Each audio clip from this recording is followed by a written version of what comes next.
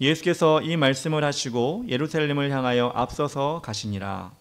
감람원이라 불리는 산 쪽에 있는 베파게와 베다니에 가까이 가셨을 때 제자 중 둘을 보내시며 이르시되 너희는 맞은편 마을로 가라. 그리로 들어가면 아직 아무도 타보지 않은 나귀 새끼가 메어 있는 것을 보리니 풀어 끌고 오라. 만일 누가 너희에게 어찌하여 푸느냐 묻거든 말하기를 주가 쓰시겠다 하라 하시매 보내심을 받은 자들이 가서 그 말씀하신 대로 만난지라. 나귀 새끼를 풀 때에 그 임자들이 이르되 어찌하여 나귀 새끼를 푸느냐 대답하되 주께서 쓰시겠다 하고 그것을 예수께로 끌고 와서 자기들의 겉옷을 나귀 새끼 위에 걸쳐 놓고 예수를 태우니 가실 때 그들이 자기의 겉옷을 길에 펴더라. 이미 감람산 내리막길에 가까이 오심에 제자의 온 무리가 자기들이 본 바 모든 능한 일로 인하여 기뻐하며 큰 소리로 하나님을 찬양하여 이르되 찬송하리로다. 주의 이름으로 오시는 왕이여 하늘에는 평화요 가장 높은 곳에는 영광이로다 하니 무리 중 어떤 바리새인들이 말하되 선생이여 당신의 제자들을 책망하소서 하거늘 40절 다 같이 읽겠습니다. 대답하여 이르시되 내가 너희에게 말하노니 만일 이 사람들이 침묵하면 돌들이 소리 지르리라 하시니라. 아멘. 예, 자리에 앉아주시면 되겠습니다. 오늘은 누가복음 19장 28절부터 40절까지 말씀을 함께 읽고 예수님의 고난에 동행하는 성도라는 제목으로 하나님 말씀을 전하겠습니다. 인터넷이나 유튜브를 보면 어떤 사람이 매일 자신의 얼굴을 사진을 찍어서 저장해 두었다가 그 저장해 놓은 사진을 하나로 다 붙여가지고 동영상을 만들어서 이렇게 올리는 것을 본 적이 있습니다. 매일매일 머리 스타일도 바뀌겠죠. 그리고 뭐 수염이 자라기도 하고 수염을 깎기도 하고 또 옷도 계절에 따라서 옷도 변하기도 하고 그렇게 매일 기분에 따라서 자신의 얼굴 표정도 바뀌는 그런 하루하루의 모습을 매일매일 사진으로 한 장씩 찍어 놓은 것입니다. 매일매일 찍을 때는 별로 다른 것을 못 느끼겠지만 그것을 오랜 시간 동안 저장해 놓고 하나로 쫙 이어붙어 보면 자신이 많이 변화되고 어떻게 보면 좀 성장을 하기도 하고 잘생겨지기도 하고 예뻐지기도 하고 뭐 그런 변화를 느낄 수 있게 되는 것입니다. 그것뿐만 아니라 요즘엔 다이어트를 한다고 해서 몸무게가 많이 나갈 때 점점 운동을 하면서 매일매일 조금씩 자신의 모습이 변화되고 체중계의 그 숫자가 바뀌는 거 이런 것도 적어놓고 그런 걸 사진을 찍어놓고 올리는 그런 것을 볼 때가 있습니다. 이렇게 매일매일 자신의 모습을 바라본다는 것이 어떻게 보면은 아무렇지도 않은 것 같지만 또 어떻게 보면 자신을 관리하는 귀한 수단이 아닌가라는 생각을 합니다. 저도 그래서 한번 해볼까 생각을 하고 매일매일 내 얼굴을 사진을 찍어볼까 하려고 한번 시도를 해본 적도 몇 번 있습니다. 그런데 여러분 그게 쉬운 일이 아니더라고요. 쉬운 일이 아니고 시간도 들여야 되고 준비도 해야 되고 잊지 않고 또 그 일을 감당해야 되고 여러 가지를 하다 보니까 많은 노력과 정성이 필요하다는 것을 알게 됐습니다. 즉 매일 빠짐없이 자신의 모습을 바라본다는 것은 노력과 정성이 필요하다는 것을 알게 됐다는 것입니다. 그리고 일정하게 매일매일 삶 패턴을 유지하는 것도 쉽지가 않았습니다. 여러분 우리 크리스천들이 이렇게 하루하루 살아간다는 것은 어떤 의미가 있을까요? 우리의 믿음을 매일매일 하나님 앞에서 어떻게 보면 기록한다는 의미가 있을 것입니다.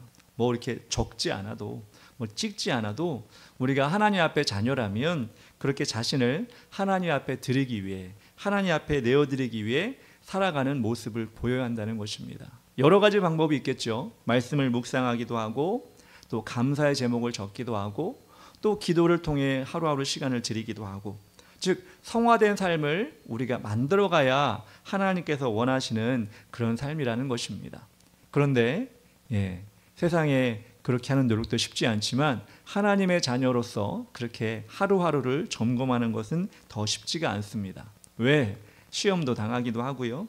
여러 가지 어려움도 있고요. 질병도 있고요. 또 그리고 관계 속에서 아픔도 있고요. 우리가 말할 수 없는 여러 것들이 여러분 삶에서 그것들을 방해하는 것입니다.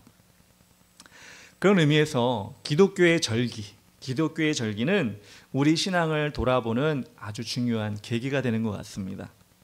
그 중에서도 지금 우리가 보내고 있는 사순절 기간, 그리고 오늘은 종려주일이지요. 그리고 이번 한 주간을 우리가 고난주간으로 보내게 되는데, 이렇게 예수님께서 우리를 위해 마지막 사역을 감당했던, 십자가를 지기 위해 마지막 사역을 감당했던 그 고난주간을 묵상하는 것이, 그리고 부활주의를 준비하는 것이 우리 신앙 가운데 어떻게 보면 새로운 전환점, 새로운 터닝포인트를 만드는 그런 시간이 되지 않나라는 생각을 합니다. 우리 성도로서 어디를 가고 있는지, 어떤 모습으로 하나님 앞에 나아가고 있는지, 우리가 하나님께 드릴 수 있는 마음의 삶의 선물은 무엇인지 우리가 이 시간, 이 기간을 통해 돌아보는 것이 중요하다는 것입니다.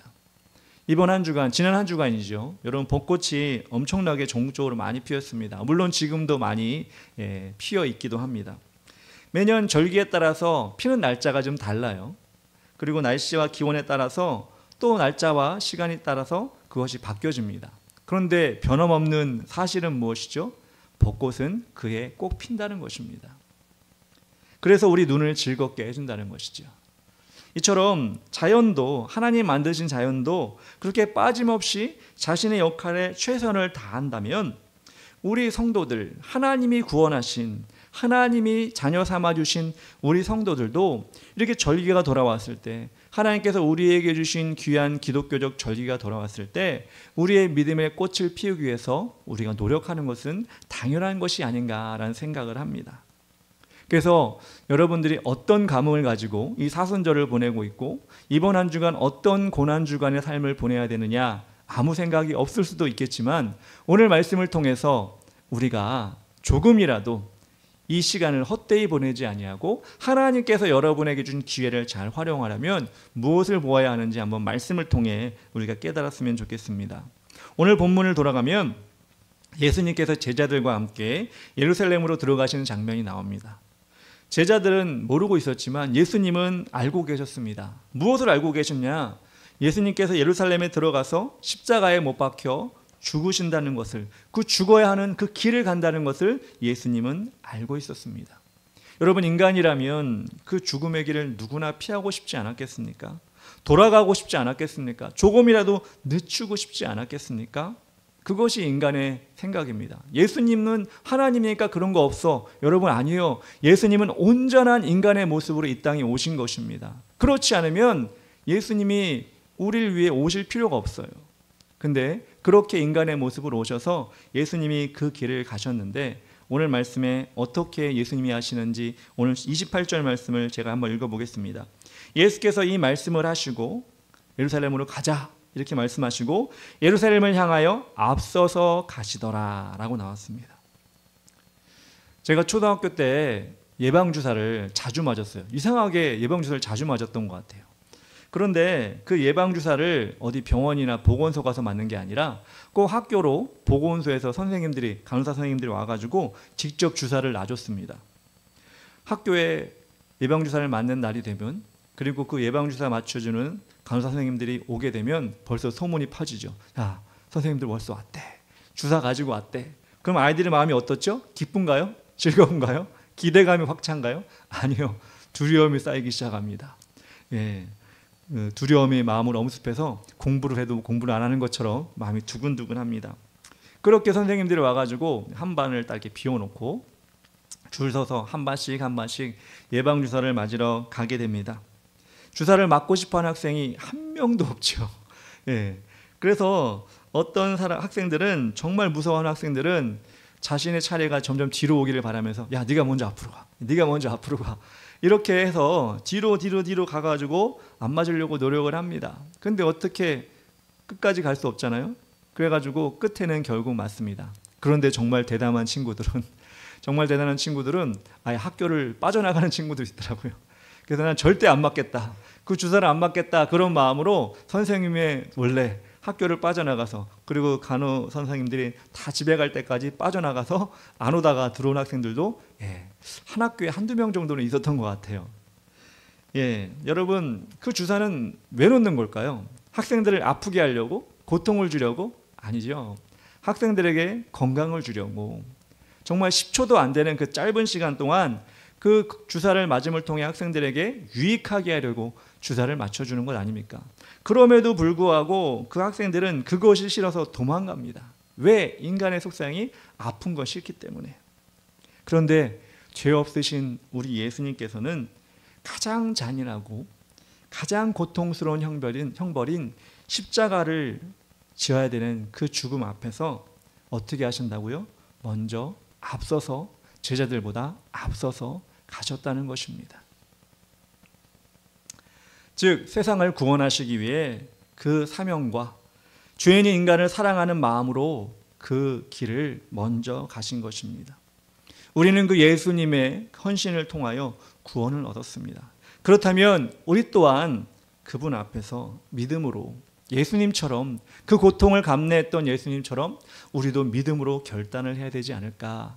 이 고난주간에 특별히 우리는 그렇게 해야 되지 않을까라는 생각을 합니다. 오늘 말씀을 통해 주시는 메시지가 세 가지가 있는데요. 첫 번째는 무엇이냐? 주님이 쓰시겠다 하면 자신을 내어드려야 합니다. 주님이 여러분을 쓰시겠다고 하면 여러분 자신을 내어드릴 각오를 해야 한다는 것입니다. 30절, 33절, 34절을 제가 읽겠습니다. 이르시되 너희는 맞은편 마을로 가라. 그리로 들어가면 아직 아무도 타보지 않은 나귀 새끼가 매어 있는 것을 보리니 풀어 끌고 오라. 33절 나귀 새끼를 풀 때 그 임자들이 이르되 어찌하여 나귀 새끼를 푸느냐. 34절 대답하되 주께서 쓰시겠다 하고 라고 나왔습니다. 예수님께서 제자들에게 맞은편 마을로 가서 나귀 새끼를 가져오라고 명령하십니다. 나귀도 아니고 나귀 새끼입니다. 제가 뭐 비속어를 쓰려고 자꾸 그러는 게 아니라 성경에 그렇게 나왔어요. 나귀 새끼라고. 이렇게 나귀 새끼라고 하는 것은 작고 연약하고 아직 쓸모가 없어 보이는 그런 상태의 나귀를 말하는 것입니다. 그것을 강조한 것입니다. 뭔가 부족함에도 불구하고 예수님은 그럼에도 불구하고 그 나귀 새끼를 끌고 오라는 것입니다. 그렇게 명령을 받은 두 제자가 말씀하신 대로 그 나귀 새끼를 끌고 오려는데 주인들이 묻습니다. 그 나귀 새끼를 어디다 쓰려고 그러니까? 이럴 때 예수님이 알려주신 대로 주가 쓰실 것입니다 라고 대답하니 그 나귀 새끼를 내어주었습니다. 제자들이 보기에도 주인들이 보기에도 어디에도 쓸모없을 것 같은 이 어린 나귀였지만 예수님은 쓰시겠다고 하십니다. 그리고 그 나귀 새끼를 귀하게 사용하십니다. 하나님은 어떤 조건을 갖고 능력이 출중할 때 인간의 판단으로 쓸만하구나 여겨질 때 하나님이 쓰시는 것이 아니더라고요. 하나님은 그분의 필요에 맞게 부족해도 어설퍼도 쓰실 수 있다고 말씀하십니다. 그러기에 하나님이 여러분 자신에게 주님께서 쓰시기 원합니다. 주님께서 쓰겠다고 하시면 여러분 우리도 내어드리는 그런 사람이 되어야 되는 것입니다. 성도들 가운데 자신의 판단으로 하나님이 쓰실 수 없다고 결정해버리는 경우가 너무나 많이 있습니다. 믿음이 부족합니다. 말을 잘 못합니다. 머리가 나쁩니다. 리더십이 없습니다. 애들을 싫어합니다. 뭐가 부족합니다. 뭐가 변명을 하려면 핑계를 대려면 정말 수십 가지 수백 가지가 나올 수 있습니다.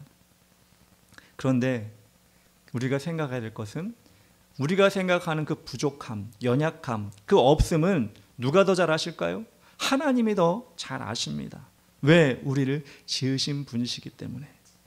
우리가 우리를 규정하기 전에 하나님이 우리를 어떻게 쓰실 수 있는지를 하나님이 우리를 어떻게 쓰실 수 있는지 우리가 판단하는 것을 유보하고 내려놓고 하나님 앞에 나아가야 된다는 것입니다. 이스라엘 백성을 출애굽에 이끌어갔던 모세가 처음에 어떤 모습이었습니까? 모세는 하나님 앞에 계속 자신의 연약함을 둘러댔습니다.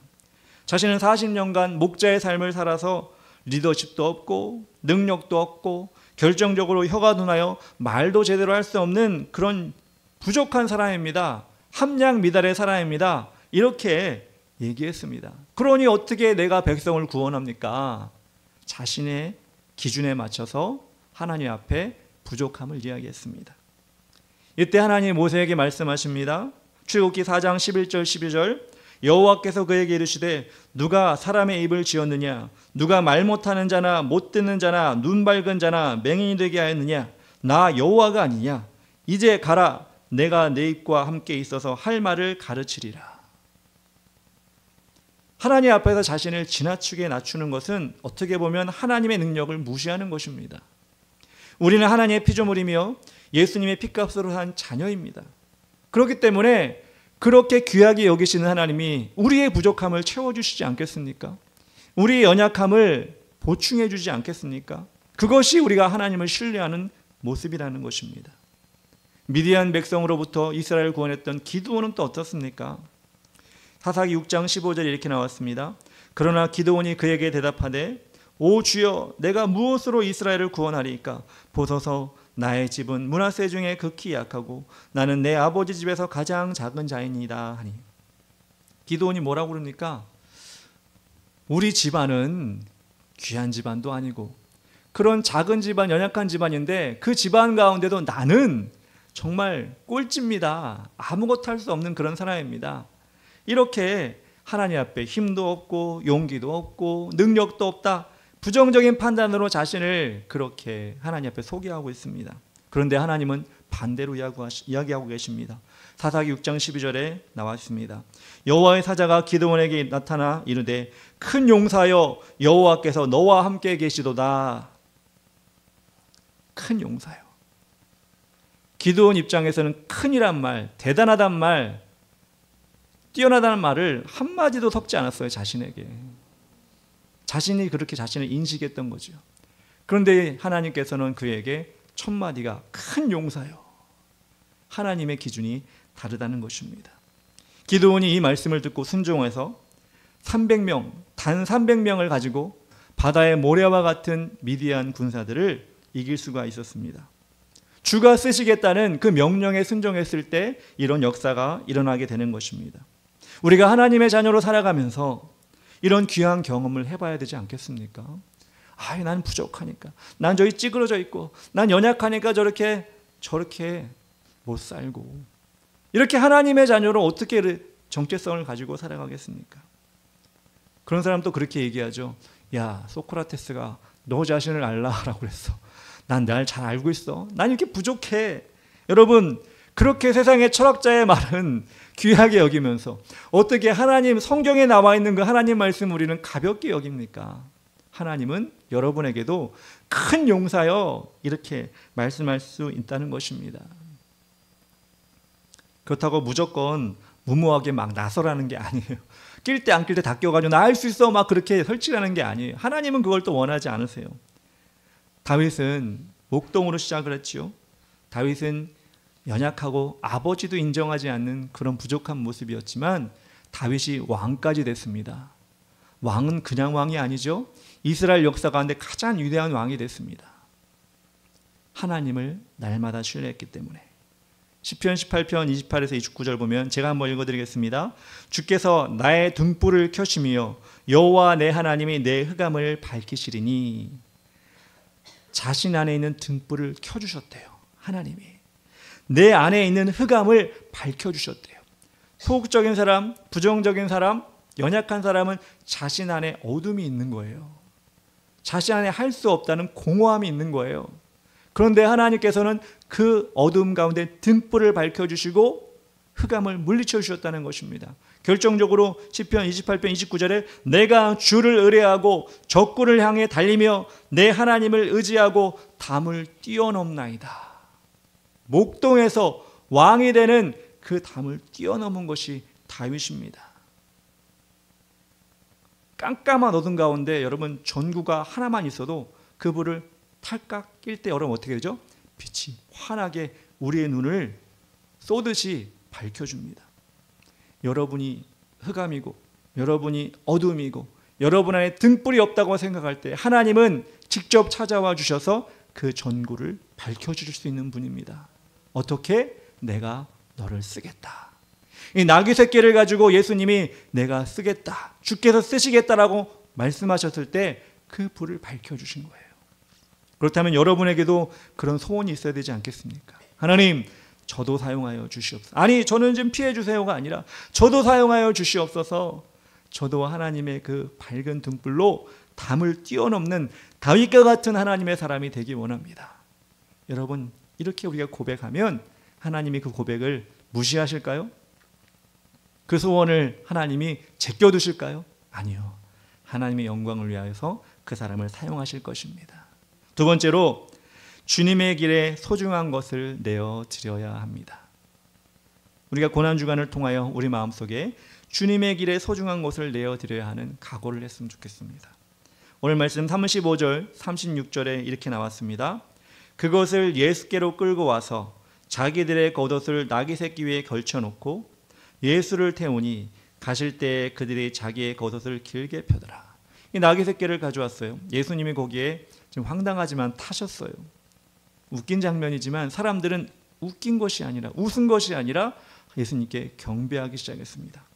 어떻게 경배를 하냐면 자신이 입고 있던 겉옷을 벗어서 그 예수님이 가시는 나귀 새끼가 걸어가는 그 길에 깔아놨습니다. 종려나무, 지금 야자나무라고 하죠. 큰 이파리가 있는 그 나무의 잎사귀를 꺾어서 그 길에 또 깔아놓기 시작했습니다. 여러분, 이스라엘 백성들에게 겉옷은 얼마나 중요한지 모릅니다.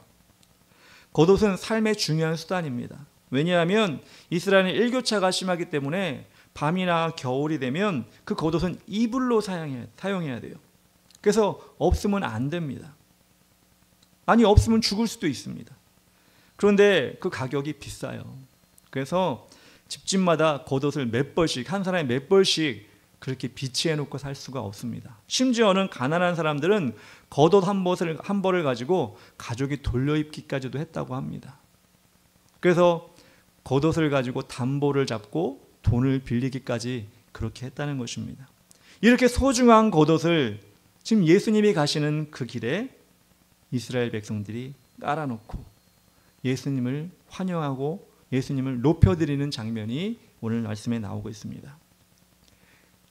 여러분에게 없어서는 안 되는 소중한 것들 얼마나 많이 있습니까? 따지고 보면 한두 가지가 아니죠. 그건 예수님 앞에 내어놓지 않고 꽁꽁 뒤로 숨겨놓고 이건 안 돼, 이건 안 돼. 물건이 아니라 할지라도 시간도 안 돼, 내 힘도 안 돼, 내 열정도 안 돼. 여러분 뒤에 감춰놓고 이거 없으면 나 죽어 라고 하면서 감춰놓는 것이 얼마나 많이 있습니까? 그런데 이스라엘 백성들을 보면 그 겉옷, 그들에게 가장 소중한 겉옷 그렇게 놓고 가다가 나중에 잊어버리면 어떻게 할 거예요? 그럼 집에 갈 때 속옷만 입고 가야 돼요. 그러면 자신의 집에 겉옷이 한 벌밖에 없는데 가족이 모두 추워서 떨 수도 있는데 그 겉옷을 내어놓고 예수님을 높여드렸다는 것은 전부를 드렸다는 이야기죠. 우리의 고난주간을 보내면서 우리 예수님께 드릴 수 있는 나의 소중한 것은 무엇일까? 내가 내어드릴 수 있는 귀중한 것은 무엇일까? 우리는 한번 생각해보고 결단하는 시간을 가졌으면 좋겠습니다.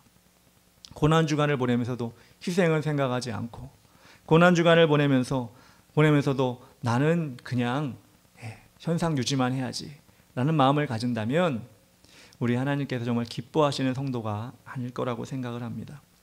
저 역시도 목사가 되어서 평신도 때 보면 더 금식을 하고 고난주간에 금식도 하고 작정기도도 하고 그랬던 것 같은데 오히려 사역을 시작하고 난 다음부터는 핑계를 대고 여러 가지 일이 있다고 얘기하면서 좀 나태해진 모습을 가진 것 같습니다. 그래서 올해는 저와 여러분들이 좀 다르게 헌신을 했으면 좋겠습니다. 그리고 마음을 가졌으면 좋겠습니다. 주어진 말씀을 묵상하고 하루 한 끼 금식하고 인터넷이나 TV, 게임 이런 것들을 우리가 자제하고 미디어 금식을 했으면 좋겠습니다. 현대인들은 그렇게 얘기하죠. 핸드폰 없이 못 살아, 인터넷 없이는 못 살아 이렇게 얘기를 합니다. 그러면서 또 이렇게 얘기합니다. 핸드폰 없는 세상, 인터넷이 없는 세상이 참 좋았지. 또 이렇게 얘기를 합니다. 가끔가다 1990년대나 2000년대 거리의 풍경을 찍은 사진들을 보는 경우가 있어요. 그럴 때 보면 도시에 사람들이 약속 장소에 많이 모여들거든. 중요한 약속 장소들이 있는데 그 약속 장소에 모여든 사람들의 모습이 지금과는 사뭇 다릅니다. 어떻게 다르냐면 지금은 여러분 약속 장소에 가면 뭘 쳐다보고 있죠? 무조건 핸드폰을 쳐다보고 있죠. 근데 1990년대나 2000년대 보면 예를 들어서 신촌이다, 종로다 그러면 사람들이 12시 약속이다, 1시 약속이다 그러면 거기 앉아있는 벤치에 1시부터 무조건 기다리고 있는 거예요. 그리고 핸드폰을 볼 수가 없겠죠. 없으니까 멍하니 허공을 쳐다보고 있고 그럽니다. 그렇다고 얘가 어디쯤 오나 확인이 안 돼요. 지금처럼 핸드폰에 어디 온지 추적 어플이 달린 것도 아니고 시간표, 버스 시간표, 지하철 시간표가 나오는 것도 아니고 그냥 기다려야 되는 거예요. 근데 여러분, 그 기다림 가운데 우리에게 유익이 있다면 기다리고 끝나는 것이 아니라 우리 머릿속으로 생각하는 시간이 있었다는 거예요. 나를 생각하고 뭐 여러 가지 생각할 수 있는 시간이 있는 거예요. 그런데 여러분, 요즘 어떻습니까? 1초도 못하고 우리는 핸드폰에, 스마트폰에 우리의 눈과 귀를 맡기고 우리의 생각이 아니라 거기서 흘러나오는 생각으로 나를 지배하게 만들지 않습니까? 정치적인 이념이나 어떤 세상의 노래나 어떤 웹툰에 눈이 쏠려서 작가가, 어떤 유튜버가, 어떤 게임이 나에게 들려주는 그 음성에 나를 흠뻑 젖게 만드는 것이 지금 우리의 모습입니다. 그래서 어떻게 보면 우리가 한 끼 금식하는 것도, 육체적 금식도 너무 중요한데 미디어 금식, 우리의 생각과 우리의 마음을 비우는 미디어 금식도 너무 중요하다는 생각이 듭니다. 그래서 우리가 이번 고난주간에는 그런 것을 좀 내려놓고, 그런 걸 좀 내려놓고 하나님을 더 생각하고 나 자신의 믿음을 더 생각하고 그렇게 우리가 한 주를 보냈으면 좋겠다라는 생각이 듭니다. 그래서 여러분, 나눠드린 주보가 있습니다. 주보가 좀 많이 바뀌었죠, 이번 주에. 나눠드린 주보를 보면 이번 한 주 동안 내가 하루 한 끼 금식을 할 것인지, 그리고 미디어 금식을 지난주보다, 예전보다 1시간 줄이고 2시간 줄인지 체크하는 것들이 있어요. 그리고 매일매일 여러분의 말씀을, 매일 성경이라고 하는 교재에 나오는 말씀인데 그것을 묵상하고, 묵상한 걸 다 적은 게 아니라 그 말씀 가운데 내 마음에 드는 말씀, 내 마음에 주시는 말씀이 있다면 그걸 한 절씩, 2절씩 적어보는 공란을, 그 란을 만들어서 여러분 주보에, 여러분 보는 주보에 넣어드렸습니다. 그러니 여러분 이 주보를 놓고 가지 마시고 가져가셔가지고 일주일 동안 이 주보를 보면서 여러분을 체크하셨으면 좋겠습니다. 그래서 여러분들이 이번 한 주간 이렇게 체크하면 다음 주에 여러분들이 뭐 부활절 헌금을 내시는 분도 있을 텐데, 부활절 헌금 플러스 여러분이 이렇게 체크한 것을 교회에서 대신 체크해서 그에 상응하는, 뭐 금식하면 금시간, 뭐 미디어 금식하면 금시간, 그걸 상응해서 교회에서 그 금액을 지불하고 산불의 피해를 입은 교회들에게 헌금으로, 선교 헌금으로 저희가 드리려고 합니다. 이렇게 우리가 하나님을 생각하고 예수님을 생각하는 귀한 시간을 통해서 우리 자신의 믿음도 성장시키고 또 우리 주의 영혼들에게 사랑을 베푸는 믿음의 흔적을 남기면 얼마나 좋겠습니까? 그래서 2025년은 산불이 컸는데 우리 교회에서 우리 성도들이 그렇게 고난주간을 보내면서 믿음으로 기도하고 물질을 모아서 그렇게 하나님의 사랑을 나눴습니다 라고 하는 것도 아주 귀한 일인 것 같습니다. 그래서 여러분들 이번 한 주간 여러분에게 주어진 이 한 주간 그 시간을 통해서, 물론 그 시간으로 끝나면 좀 아쉽죠. 점점점 그렇게 하나님을 더 알아가는 시간을 만들어서 이번 고난주간을 계기로 더욱더 하나님의 말씀과 또 여러분의 육신, 또 여러분의 영을 깨끗하게 하는 그런 일을 여러분들이 시작하고 실천했으면 좋겠습니다. 세 번째로 우리는 어떻게 이 고난주간 가운데 믿음의 각오를 해야 되느냐? 어떠한 상황에도 예수님을 찬양해야 한다는 것입니다. 어떠한 상황에도 예수님을, 하나님을 찬양해야 합니다. 37절, 38절에 이렇게 나와 있습니다. 이미 감람산 내리막길에 가까이 오심에 제자의 온 무리가 자기들이 본 바 모든 능한 일로 인하여 기뻐하며 큰 소리로 하나님을 찬양하여 이르되 찬송하리로다. 주의 이름으로 오시는 이 왕이여, 하늘에는 평화요 가장 높은 곳에는 영광이로다 하니. 다른 성경에서는 호산나 이렇게 나온 장면도 있습니다. 예수님이 나귀 새끼를 타고 사람들이 자신들의 겉옷을, 종려나무를 바닥에 깔며 기쁘게 하나님을 찬양하니 그 자리가 어땠겠습니까? 우리가 가보진 않았지만 그 자리가 정말로 은혜로운 자리, 정말로 흥겨운 자리, 누구나 하나 할 거 없이 감격과 흥분과 또 기쁨으로 가득 찬 자리였을 것입니다. 마치 예수님이 그 자리에 계시니까 그 자리에 천국과 같은 자리가 되지 않았을까라는 생각을 합니다. 그런데 그 가운데서도 그 기쁨에 참여하지 못하는 사람들이 있었습니다. 39절에 이렇게 나왔네요. 무리 중 어떤 바리새인들이 말하되 선생이여 당신의 제자들을 책망하소서 하거늘. 바리새인들이 뭐라고 얘기하는 거예요? 제가 쉽게 얘기하면 이겁니다. 지금 사람들이 지금 군중 심리로 정신을 못 차리고 하나님을 찬양해야 할 때가 아닌데도 불구하고 오보해서 이성을 잃고 있습니다. 그러니 당신이 좀 진정시켜 주십시오. 이렇게 바리새인들이 지금 얘기하고 있는 거예요. 지금 바리새인들 앞에, 눈앞에 누가 있어요?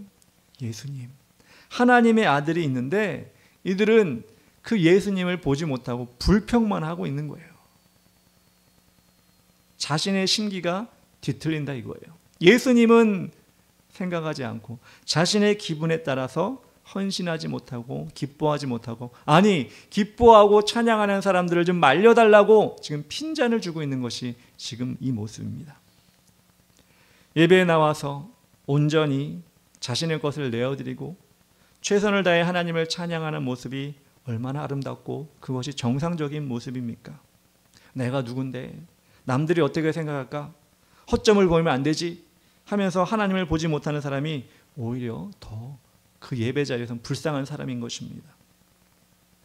바리새인이 불평해 예수님께서는 이렇게 응답하십니다. 40절에 대답하여 이르되 내가 너희에게 말하노니 만일 이 사람들이 침묵하면 돌들이 소리 지르리라 하시니라. 지금 바리새인들 너희가 돌들보다 못하다 이렇게 얘기하고 있는 거예요. 성도는 예배의 자리에서 하나님을 충만하게 예배하고 예배할 수 없는 자리에 가더라도 하나님의 예배하는 자리로 만드는 사람들이 성도입니다. 즉 어떤 환난과 핍박이 와도 하나님의 자녀로서 정체성을 세상에 알리는 일에 물러서서는 안 된다는 것입니다. 제가 예전에 한참 전이죠. 중고등학교 때니까 온누리교회에서 하는 목요 찬양을 한 적이 있어요. 찬양, 그때 당시에는 우리나라에 찬양의 붐이 일어나서 많은 사람들이 그 찬양 집회 오고 은혜 받고 또 하나님을 만났습니다. 어느 날인가 제가 앉아있는 뒤쪽에 그 당시에 유명했던 어떤 코미디언이 연예인이죠. 코미디언이 그 자리에 온 것을 봤어요. 와가지고 뒤에 앉아가지고 그 찬양 집회에 그때도 뭐 꽉 차가지고 1층, 2층이고 뭐 꽉 차서 제일 뒷자리에 앉아서 그 찬양 집회에 동참했던 것 같았습니다. 그런데 그래도 유명한 사람이니까 눈에 자꾸 띄잖아요. 찬양을 하나 안 하나. 뭐 중간중간에 봤는데 찬양을 안 하는 거예요. 찬양을 안 하고 물구멍이 앞에 있는 사람만, 그 앞에 사회 인도자죠. 인도자만 쳐다보고 있는 거예요. 그걸 보면서 저 사람 여기 왜 왔지? 제가 중학생이니까 그 중학생 나이에도 난 이렇게 막 찬양을 하는데 사람들 눈물을 흘며 찬양하는데 저 사람 여기 왜 왔지? 그 사람은 어른이니까 저 사람은 여기 왜 와서 자리에 앉아있지? 그런 의문이 막 들었어요. 나중에 커서 생각해 보니까, 나중에 또 교회를 오래 다녀보니까 그런 사람이 많더라고요. 예배 자리에 나왔는데, 찬양의 자리에 나왔는데 저 사람은 여기 왜 왔지? 저 사람은 무엇에 때문에 여기 왔지? 라고 의문을 품을 정도의 모습으로 예배 자리에 앉아있는 모습을 많이 보게 되었어요. 실례로, 더 다른 이야기로, 제가 기독교 신문사의 기자로 있을 때도 많은 예배를 참석하는데 예배를 드리러 온 것이 아니라 홍보하려고, 예배를 드리러 온 것이 아니라 자신을 PR하려고 오는 사람들이 더 많은 경우도 봤어요. 그래서 하나님이 예배자를 찾으시는구나. 그래서 하나님이 이 바리새인들을 우리에게 보여주신 거구나. 그렇게 하나님이 임재하는 은혜의 자리에 왔음에도 불구하고 조용히 좀 시켜주세요. 저 사람들 정신없는 거예요. 바리새인들이 그렇게 얘기할 정도로 그들은 예배자가 아니었구나. 지금 이 순간에도 그런 사람들이 많이 있구나 라는 생각을 볼 때마다 제가 한 적이 있습니다. 바리새인들은 권력자들이었죠. 돈이 많은 사람들이었죠. 사회적으로 성공한 사람들이었죠. 그렇지만 예수님은 뭐라고 얘기해요? 너희는 돌들보다 못하다. 하나님이 이 만들어 놓은 길가에 버려진 돌들보다 못한 존재가 너희다. 이렇게 얘기하고 있습니다. 왜? 예배하지 아니하고 하나님을 찬양할 수 없는 사람들이었기 때문에 그렇습니다. 우리 하나님께서 여러분에게 주신 그 예배의 자리에 그렇게 여러분들 이 고난주간을 보내면서 나는 하나님을 어떠한 상황 가운데도 찬양하자, 어떠한 상황 가운데도 그렇게 하나님을 높여드리자, 이렇게 고백하고 힘쓰는 여러분들 되었으면 좋겠습니다.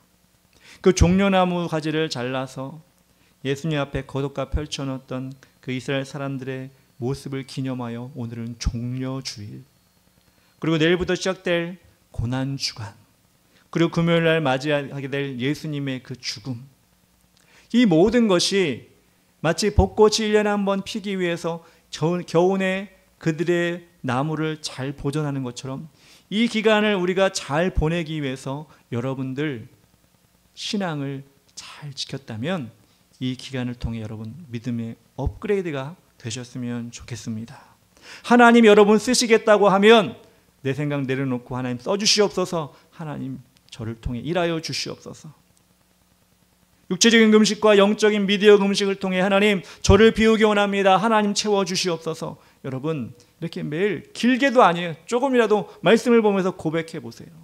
그렇게 여러분 소원해 보세요. 하나님이 담을 뛰어넘는 역사를 여러분 통해 보여주실 것입니다. 그리고 지금까지 내가 찬양하지 못하고 예배하지 못하고 진정한 하나님의 자녀로서 온전히 주님을 높여드리지 못했다면 하나님 주여 저에게 담대함을 주셔서 정말 어떤 곳에든지 내가 기도하고 어떤 곳에든지 내가 하나님을 찬양하는 그런 아름다운 모습, 세상 사람들이 어떻게 생각해도 어떤 유력자가 우리에게 뭐라고 해도 우리 하나님을 찬양하는 그런 모습 하나님 내가 갖게 해주세요. 여러분 세상 사람들의 미움 받아도요, 우리 하나님께서는 분명히 그 모습 너무나 기뻐하실 거고요, 그것을 통해 여러분들 하늘나라 갈 때 다 가야죠. 안 가면 안 되죠. 갈 때 여러분 그런 여러분의 모습을 하나님이 너무나 기뻐하셨다고 분명히 말씀해 주실 것입니다. 이번 고난주간 또 부활주일 다음 주일을 맞이할 때 여러분에게 이런 특별한 감격이 모두 우리 성도들에게 있기를 축원드립니다.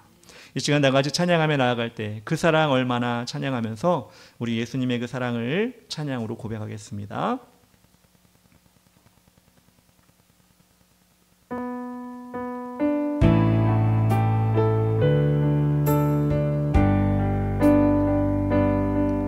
다 표현 못해도 나 표현하리라, 다 고백 못해도 나 고백하리라, 다 할 수 없어도 나 알아가리라, 다 닮지 못해도 나 닮아가리라, 다 표현 못해도 다 표현 못해도 나 표현하리라, 다 고백 못해도 나 고백하리라, 다 할 수 없어도 나 알아가리라, 다 닮지 못해도 나 닮아가리라.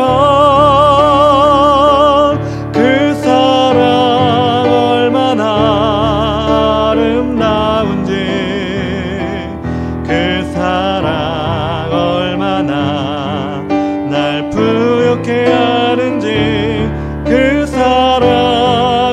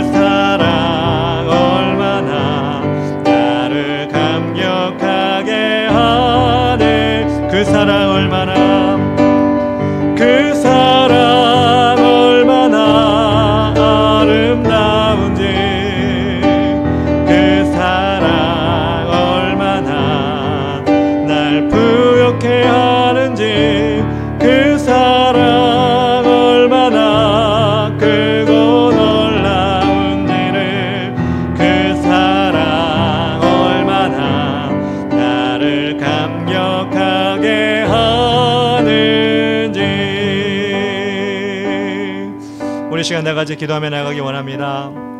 하나님 아버지, 고난주간 오늘 종료주일을 맞이해서 하나님 아버지, 만물이 그렇게 자신의 역할을 다하여 자신이 하나님에게 주신 그 사명을 감당하는 것처럼 우리가 이 기독교적 절기를 맞이하여 우리 또한 우리가 사명을 감당하고 있는지를 돌아보게 하여 주시옵소서. 하나님 아버지, 우리가 그렇게 날마다 바뀌어지는지를 돌아보게 하여 주시옵소서. 아니, 세상적으로 나쁘게가 아니라 주님 보시기에 아름답게 바뀌어지는 성화된 우리가 되게 하여 주시옵소서. 그러기에 다시 한번 이번 한 주간을 보내며 우리 자신을 돌아보게 하여 주시고 결단한 우리가 될 수 있도록 도와 주시옵소서. 주님, 세상에 물들지 아니하고 세상의 실이 휩쓸리지 아니하고 오직 하나님이 기뻐하시는 모습으로 우리를 바꾸어 나가는 한 주가 되게 하시고, 그렇게 주님이 쓰시는 자, 그렇게 우리 자신을 금식으로 미디어 금식으로 내어놓는 자 되게 하시고 하나님을 찬양하는 일에 열정을 다하는 우리가 될 수 있도록 도와 주시옵소서. 이렇게 되게 해달라고 주의 이름 부르며 다같이 기도하며 나가겠습니다.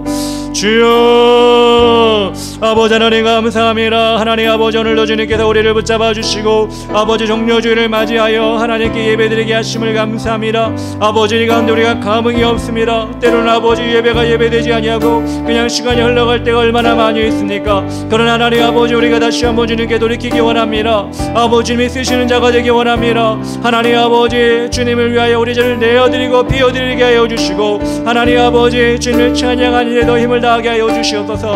아버지, 세상의 즐거움과 세상에 쫓아가는 것이 아니라 우리 하나님이 우리를 그렇게 만드신 것이 아니라 하나님을 찬양하게 만드셨다고 하였사오니 하나님, 우리가 정말 그 하나님을, 아버지 그 하나님의 은혜를, 그 하나님의 목적에 다가갈 수 있도록 인도하여 주시옵소서. 그렇습니다. 하나님 아버지, 세상은 점점 아버지 하나님을 떠나고 있사온데 그럼에도 우리가 불구하고 우리 하나님을 쫓아가는, 우리 하나님을 바라보는 우리가 될 수 있도록 도와주시옵소서. 부족합니다. 연약합니다. 하나님, 우리가 너무나 아버지 앞에 정말 함량미달임을 고백합니다.